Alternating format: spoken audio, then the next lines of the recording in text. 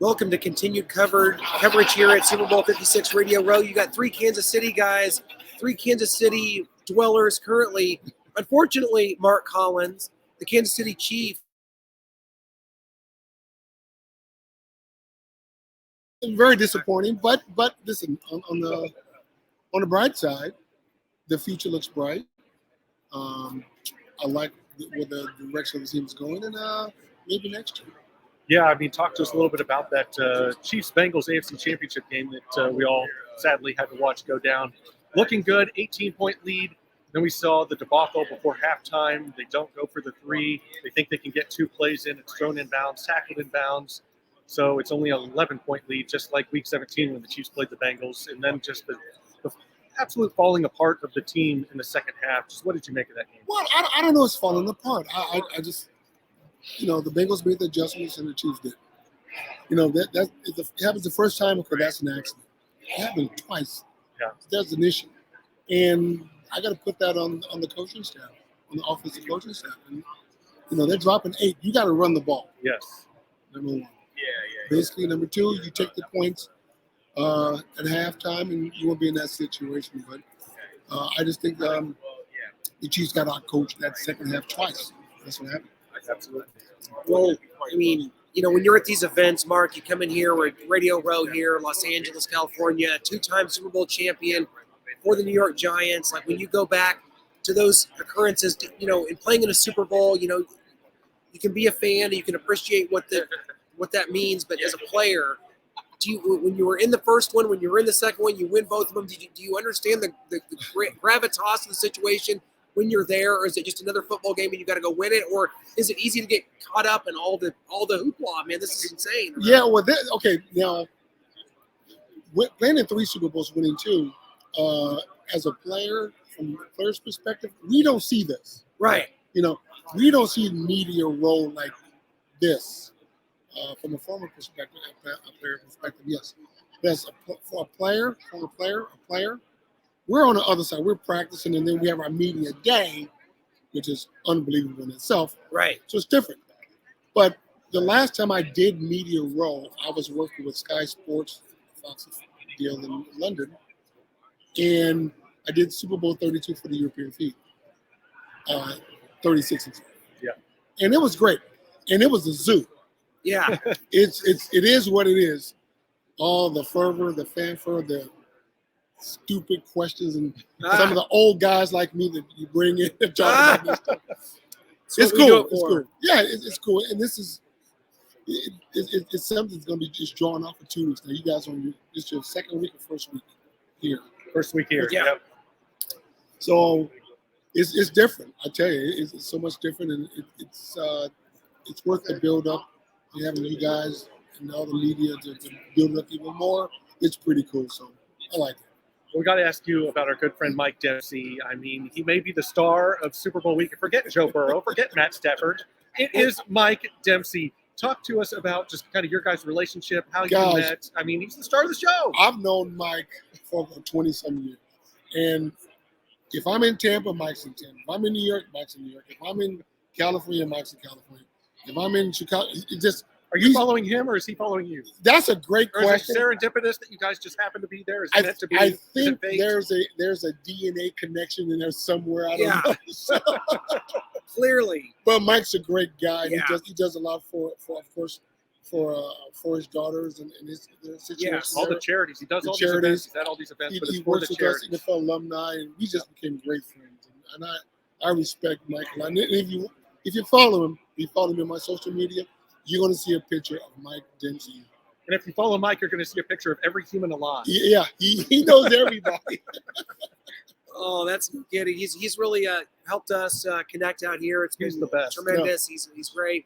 But you coming in here today means the world to us. This is so tremendous. Mark, you joined the Kansas City Chiefs. In the mid '90s when the Chiefs have had sustained winning. Yeah. Marty Schottenheimer had been there since 1989. Hadn't got over the hump. Hadn't got to the championship. You guys, 1995, go 13-3, best record in team history. What was that season like? I mean, obviously we know how it ended. Lynn Elliott, 3 missed field goals. Steve Bono, 3 interceptions. A heartbreaking loss to the Colts. We've covered it a million times. But that season in of itself, coming to Kansas City after winning 2 Super Bowls, you had to think, hey, I've joined another winning organization. We're going to win another one. Well, that's what I did. Coming from New York, I already had 2 rings coming from New York with the Giants. So at that point, I'm just shopping for rings, so to speak. And Kansas City got to the NFC Championship game and lost to Buffalo. So I got a call. I lived on the West Coast then, and got a call from Marcus Allen, and got a call from Joe Montana, and Neil called, and Derek, hey man, why don't you come over here? It's a pretty good recruiting pitch. Yeah, it was great. And I was going, well, maybe I don't fit with them too. I said, well, okay, cool. And then found out right after that call, before that call, the Chiefs lost Albert Lewis and Kevin Ross. Yes. So I said, hey, it's a perfect fit. I'll go in, I'll go do what I can do, and hopefully get the team, get a link to get a championship there. Didn't work out that well in '95, but we had a great season. Yeah, we really did. Yeah. And we were really good. I mean, playing on some Super Bowl teams, that team had the great mix of skill, athleticism, and the grit on defense. We were effing awesome. I'm not going to lie. We were solid. But, we fell short in the playoffs, and fortunately or unfortunately, I said something to a lot of people. Sports is the ultimate reality show. Oh, I've used that exact same term before. Yeah. I love that. Yeah, because just when you think you know what's going to happen, it doesn't happen. The Bengals are here instead of the Chiefs. Yeah. Which is why we watch, right? That's why we love it. Yeah, and it is cool. So, I'm just glad at the success that the organization has now with Patrick Mahomes and Andy Reid. And I think there's a good maybe 10-year window still open. Whew, good. I'll only be 50 at that time. I got some years Well, left. you last this long without a championship? Well, it's not 2 years ago. York, exactly. That was rough. When was the last time in Chiefs history that the team is down by 10, 15 points and you thought you had a chance to win? I mean, until Patrick Mahomes, right? You're right. I would say 2003 with Trent Green, but the defense would just keep giving up points. Right. So you can't even go to that. Yeah, well, the reason because the rule changes, defense is kind of obsolete. Exactly. I was going to ask you that. Being a former corner, to me, the position that's the hardest position to play in football in 2022. Is it not? I mean, I think it's the hardest position to play, even 1922. Yeah. It's just tough. Night Train Lane. Are we going there? Yeah, it's just tough. So the rule changes, the skill set of a defensive back. For a while, something's changes. Back in the 70s and 80s, they wanted the receivers to be small, and quick and fast. Yeah. Late 1999 to 2000 to present, almost, they want the big, strong receivers, guys with power forwards. Henry Eller. They want the 6'3", 6'4", 210, 225, 230 receivers. Now that it's starting to shift a little bit now. They go for some of the smaller ones. Definitely the Chiefs like those guys before Hardman. Speed. Now, on the other side, the defensive backs, they usually want defensive backs bigger and stronger, physical, because they want the jam at the line of scrimmage. Now you can't touch the receivers, so now you got to go to guys like me, 5'10", 5'11", 6 feet, 195, 200, guys who can run and can play safety in the slot as well. So they'd be real doable defensive players. So what I hate about the whole, let's say hate is a pretty strong word. I don't like a lot of the rule changes that favor the offense because it gives the defense a chance not to really win a game. Yeah, absolutely. Yeah, you see it time and again. I mean, look at the Chiefs-Bills game 3 weeks ago. It's like 1 minute, and within 2 minutes you had something like 25 points scored. Yeah. And it didn't matter what the defense did. It's just about the offense. The NFL wants the points. They want the ball in the end zone. They want the fireworks. And the offense is executing. There's almost nothing the defense can do. They take it out of their hands. And if a finger gets caught in a jersey and they see it roll away, flag. No, it's a flag. I mean, and think about this. We're watching. If I want to watch a game like that, I just play Madden. Madden. Right. Yeah. You're right. A lot of people made jokes about that in the '90s, like Madden, put up those Madden scores. Now they're really doing it. Yeah, it's on TV. You're right. It's just wild. But that's what the league wants. They want more scoring. They don't want the 7-3 games. They want the 55-52 games, stuff like that. Absolutely. I want to ask you about two guys I feel are underappreciated league-wide, kind of across the country. We appreciate them here in Kansas City. We love them. We revere them. You won 2 Super Bowls, so I feel like you aren't in this category. You're talked about, I mean, obviously. But Dale Carter and James Hastings, Yeah. two of the great corners of this league, especially Dale Carter, which we talked about the best. They mentioned Deion Sanders, obviously, but maybe a Rod Woodson. But what about Dale Carter and his athleticism, the speed to catch up? Yeah, Dale, I'll talk about Dale first. Dale was a hell of an athlete, hell of a corner. And I think Dale got 11, 12 years in the league, something like that. Dale, and he made it that far just on athleticism. He'd probably be still playing now if he knew the game.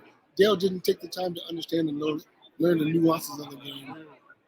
And that could be detrimental to a point, because once you start relying on your athleticism, at some point it's going to break down. It's going to break down your mental capacity of learning the game, and that's what I think that was his downfall.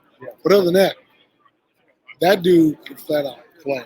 I mean, flat out play. Then James Hasty on the other side. James was a bigger guy. James was about 6 foot, over 200 pounds, physical, and with speed. And James knew the game. Oh yeah. But James didn't care about the formation. James had my mentality. I'm going to line up, just beat you up on the line of scrimmage. And that's what he did. And I've been playing with those guys when I moved to safety. They'll tell me, hey, man, Mark, I'm going to lock this guy up. Lock him up. I'll favor your side for a bit. They'll let me know how it's going with their guys. And now they were great at communicating. And it made my job so much easier. And I knew they were good at what they did. Oh, man, they were awesome. Both were awesome guys. Mark, talk about some of the receivers that you either hated to go up against, loved to go up against for competitive reasons. I mean, you're in the NFC East for so many years. You play against guys like Michael Irvin, guys like Fred Barnett in Philadelphia, Art Monk in Washington, for the Washington Commanders. Yeah. That felt weird to say. So many, and then in the end, I mean, you guys had wars with the Niners in the '86 playoffs. Jerry Rice, John Taylor. All those guys are good. Out, I mean, all the guys are good. I mean, just out of the NFC East alone. Yeah. Art Monk. Yep. Hall of Famer. Chris Carter. Yeah, I left him out. Mike Quick. I think he's in the Hall of Fame. Michael Irvin, Hall of Famer. Alvin Harper. He's another great receiver. J.T. Smith of the Cardinals, former chief. Yeah. And Roy Green. Oh, yeah. That's just out of the NFC East. I know. I always forget the Cardinals were in that division because it seems so weird. And 4 or 5 or 6 of those guys I mentioned are in the Hall of Fame. So that's tough. So my thing was, anytime I get outside of NFC East, I can do pretty well. So then in San Francisco, we got Jerry Rice. Then we go to we got the Rams. We got Flipper Anderson. We got Henry Eller. Oh, geez. Then it just kept going. But I didn't really. I don't care who I played against. Sometimes matchups are better than others. Got to have that mentality. Yeah, but I didn't care. Whoever I lined up against, I'm going to do my job. They were all great guys. I mean, they all brought a different skill set. And don't forget, they're not Sterling Sharp and Shannon Sharp. Yeah.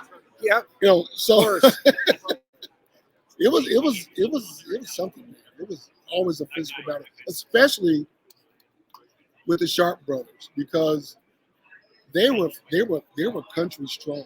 Oh, they were strong guys. It's horrible that Sterling's career was cut short. And me and Sterling, we play golf, and you tell people, man, I hate playing against you, because once you get your hands on me, it's hard to get off. I hate playing against you because once you beat me, I couldn't catch up. But it was fun. We were always great competitive guys, and we were always cordial to each other. I can't remember a conversation with Michael Irvin or Chris Carter. We never talked during the game. Even Shannon Sharp. I focused on Michael Irvin not talking. That's hard to picture. I know. Think about that. I saw Michael Irvin last night at the Ron Jaworski cigar party. Might get the cigar party. Yes. And we talked back and forth. And we're walking out. He goes, man, because the last night I wore a kilt. Yeah, I saw that. I was going to ask you about that. Yeah, I wore a kilt. And he started giving me some stuff. That was the most he talked. Man, you were in a kilt.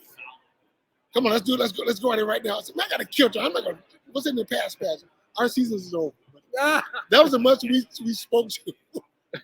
But it was great playing against those guys. It was awesome. I want to ask you, like, some of your favorite regular season game memories, because one for me is one that you played in October 17th, 1994, Monday Night Football, Montana versus Elway. I remember maybe there was a little push out of bounds of Anthony Miller. Yeah. He was saying, hey, it was out of bounds. I still touchdown. Yeah, because what I back to the point about Dale Carter or James H. or any corner or defensive back, I really studied the rules. Yes. I've always read the rule book. You were quicker to call that before anyone else. Maybe a nerd, a football nerd. But I think knowing the rules helps your game. Oh, Definitely. So we played Denver, and I'll break it down even more so than that. Yeah. On that particular play, I think Denver had the ball on the maybe 15-yard line. So they're in the red zone, and the formation was strong left, which means Shannon Sharp is on the left side of the quarterback, and an I formation. And I know they don't run the ball in that formation. Denver, they never run. So anytime they're in that formation, I'm lined up. I'm okay. It's not a run. Sharp's going to motion. Shannon motions over. That is 100% bootleg pass. Wow. And there it is. 100%. So I know fake. They're going to fake run to the left. He's going to bootleg. Now I'm at corner, knowing that the quarterback, once he gets outside the tackle box, I can push my receiver out of bounds. It is not pass interference because he broke the tackle box. Yep. So I pushed him out. Absolutely. And then once you push him out, I can turn around because I know Shannon's going to come on a little dig route, and I was going to help. I think it was Anthony Davis on the shout out and get it. Well, I jumped it, and then John saw the receiver in the back door for a touchdown. I immediately went to the ref and said, "Hey, he's left him out of open for a bounds. reason." Yeah. Hey, I know the rules." And what I forget who the official was. I forget. So the official went to the back judge and said, "Hey, was he outside the tackle box?" Guy goes, "Yes." Because if he wasn't, then it would have been pass interference. Yep. So, blah, blah, blah. Anyway, long story short, got the call, but the next play, they scored a touchdown anyway. So, With only 10 men on the field, I think. yeah. So, but that's just knowing the game. Yeah, You got to know what you got to know. One of the greatest games, 13 seconds left, Joe Montana, it's Willie Stop Davis, the stadium shaking. It was an Yeah. unbelievable atmosphere. And Joe threw a ball to Tracy Green. Tracy Green. We've had him on. Yeah, and Tracy, he lives in Kansas City area. Joe was just throwing the ball. Tracy made a great He catch. did. And he got He hit got robbed. weird. Like, Yeah. right on Yeah. And he held on to the Vince ball. Weber, like, He held on to the ball. So it was great. That was a great game. Great game. Oh, yeah, that stands out so much in Chiefs lore and so many things. But Mark, you connected with the Kansas City community. You're still in Kansas City. Kind of what kept you there, and what are some avenues, some things that you're up to today? 2-5 People can Sports, check. yeah, It's 25 Sports. Yeah, and tell us well, about I moved back to Kansas City and had a sports talk radio show out here in California. Some opened up in Kansas City. It didn't work out, and I just stayed there. Great area to live. Cost of living is great. There's no stress. It's just fun. I love the people. And I run my company called 25 Sports, and what we do is we have to give student athletes the platform to get exposure to for sports scholarships. It's pretty cool. It's easy. We created a format where now a kid could create their profile on 25 Sports, and they can put it on their phone, and they can send it to a college that fits the criteria they want to go to. And they can send it to any college coach they want. It's a huge asset. It's this day and age, you got Huddle, you got different ways to get your stuff. Back in your day, you got to coach's got to find your film somewhere, or I mean, how the hell's that even happen? I know, and I went to Cal State Fullerton. Right. Yeah. A fine academic institution, but we don't have football anymore. So, and when I was a kid, I wanted to go to USC, UCLA, but they told me that I wasn't good enough. Wow.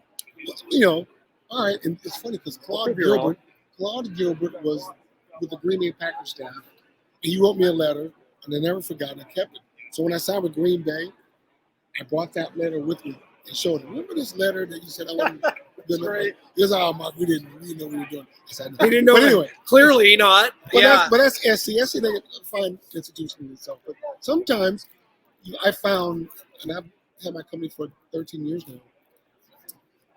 A lot of kids need help. A lot of parents just need that little push to help their kids get recruited. Sure. Just an opportunity. Everybody Yeah. can go to USC Yeah. or Nebraska or KU basketball, whatever. Some people got to go to the Cal State Fullertons, the Cal State Northridges, schools like that, just to finish their academics and get the opportunity to move on to the next level, whether in sports or in business. I would choose Pepperdine just because it's the best campus in The America. waves. Well, I mean, You know, Malibu does sound nice. right? Exactly. Or the UCSB Gauchos. I just love that name. Santa Barbara's nice. UCSB, man. Yeah, Santa Barbara's nice. I like Fullerton, Orange County, Fullerton, California's fine. That our campus, Cal State Fullerton. I was just there a few days ago. Went to the Fullerton basketball game in Cal State Bakersfield, and we have over 45,000 students. You're kidding me. No, That's like a Florida school. That's like it is huge. The campus is fantastic. And when I was in college, communications major, yeah. we had a bar on campus. So, which is cool. We only serve beer and baked potatoes, but it was good. So we're It's down like there the in place. the bowling alley. So I'm down there, and I'm at the time 18, 19. They'll let you drink. Right. You know. And I'm seeing college professors down there drinking beer. What are you doing down here? What are you doing down here? Oh, same thing. Here's to you. It's kind of cool. That's great. Well, talk about your kids and kind of what they're Yeah. up to. I mean, Yeah. different colleges and sporting. So talk to us about that. Mark Jr. Graduated from the University of South Dakota, and he transferred to Towson University, and had a great year, fantastic season. He's training for the combine and the draft now. He'll get an opportunity. He's bigger than I am. He's taller than I am. He's 5'11" and a half, 6 feet. He weighs about 1. I'm about 205 now. But he has great. He's really good. He knows the game. And he's been watching film. I had both of my boys watching film when they were teenagers. So he knows the game. Not the Joe Carter route, the Mark Collins route. The Mark Collins Yes. route. Because that you become a complete player, not just by your physicality, but your knowledge of the game. Absolutely. That's what I think. Oh, for sure. And my youngest son, Marco, is going into a sophomore year at Coffeyville Community College. Yep. Oh, great school. Yep. Yep. He's at Coffeyville. He started last year. He's going to start again this year. And he has a good shot. His GPA's got to get up a little more, a little higher. He's at a 2.9 now. And my goal is to have him at a 3.0 threshold, so it opens up a little bit more opportunities for other schools. Yep. But 2.8 is good, but I think 2.9 will be better. And all he needs is opportunity. He's about 5'10", 5'10" and a half. He weighs 175. And they both can run. And they both know the game. So I think any school that's worth their salt should give Marco a look. He's really good. Well, it's just crazy to think about guys like you, and we do a show with Donnell Bennett. His son goes to Bucknell. Yeah. Pat Surtain's son, the first round pick of the Denver Broncos. All you guys that now have kids that are old enough. I mean, it just the circle of life, man. Where does the time go? Well, it's a family business. It is. Yeah. It's a good family business. My family was not in such a business. I don't know why. Mine was in plastics. I didn't want to go to a plastics factory, so I'm in sports media. I think it's better route. Well, but whatever sport or whatever it is, or whether it's basketball, football, baseball, and I don't know about the other guys. I never pushed my kids to play football. Yeah. They chose it. Mark played a little soccer early. He's a great baseball player. Marco played a little baseball. They just gravitated to football. So I hope it works out. But most importantly, as long they're and I know I sound like a doting parent. My daughters are great too.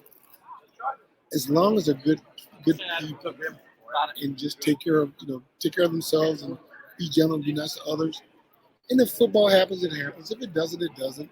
Just be genuine to yourself and help others. Yeah, you talked about your kids growing up playing football. That's the decision that they made. That's what Yeah. they kind of gravitated to. How do we come to terms with how the game has changed? Like you said, it's safer for your kids. It's safer for all the kids growing up. But we missed that game and how it was in the 80s and 90s. This doesn't feel quite like the same game. As we can still Not call as it physical, football, maybe. like the rules against the defense, but it is safer, which is ultimately the most important thing. Yeah, the safety part I love. Yeah. The physicality part of it, being a defensive player. It's hard to have both. Yeah. And can you have a happy medium? I think you can, and I would say this. about one of the things I'll change. I will allow the defensive backs to jam receivers past 5 yards. Number one, The very least thing you could do. Yeah. I think it'll slow the If you game can down. stay with them, Yeah. you should get that. Yeah. advantage, yeah. It'll slow the game down a little bit, and I think it will alleviate a lot of injuries. Well, to a point, because now the receiver go across the middle, you really can't blow them up like we used to back in the day.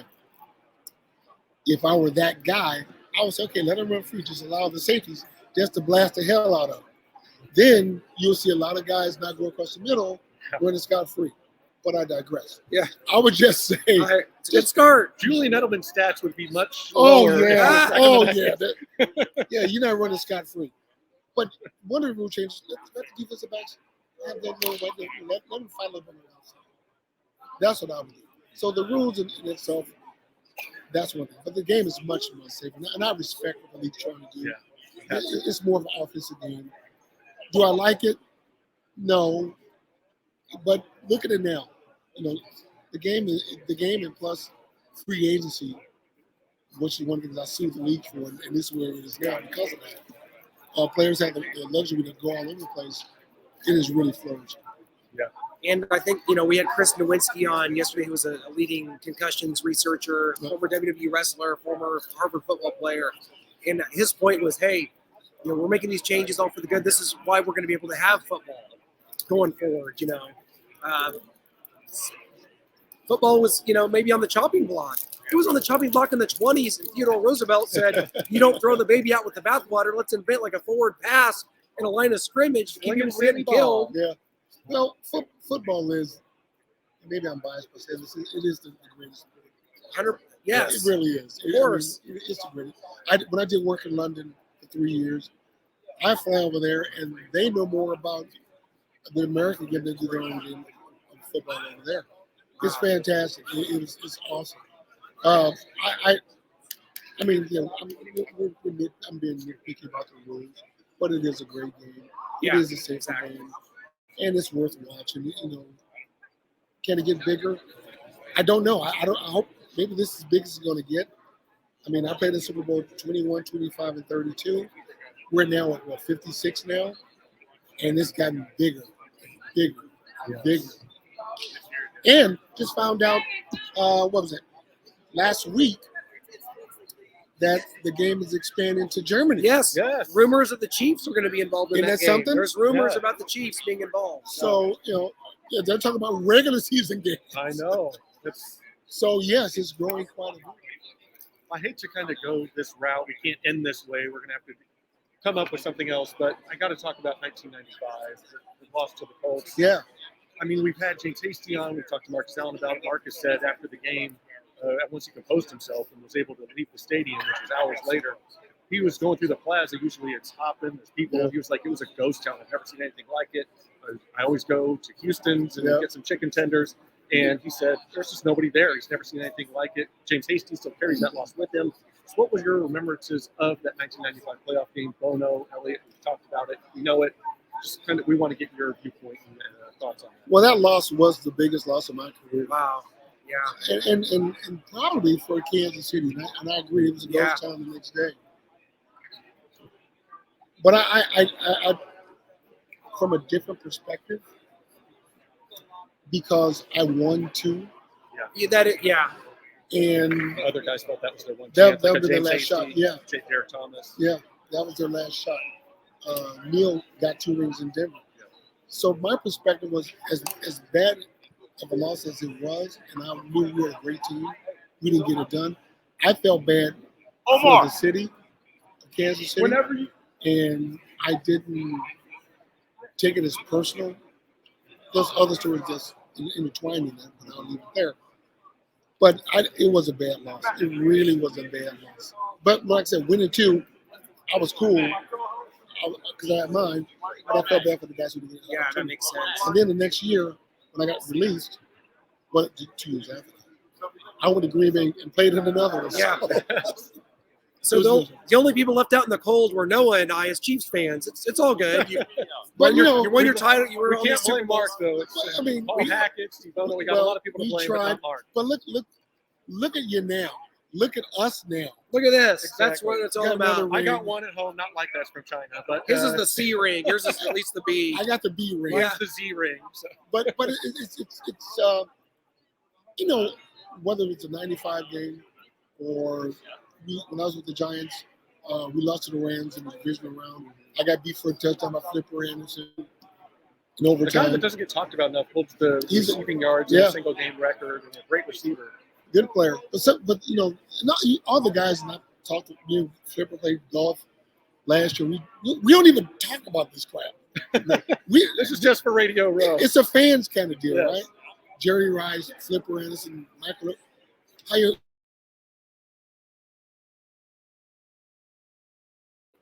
We Probably leave more that, about your kids than yourselves and your careers. yeah, we leave that to the fans and stuff like that. Analysts, media Yeah, pundits, talking heads like that. There's no hate. There's no just. It was what it was. But back to your point about the game, that was a devastating loss, and I do understand how some players can't get over it because that could have been their last shot. I get it.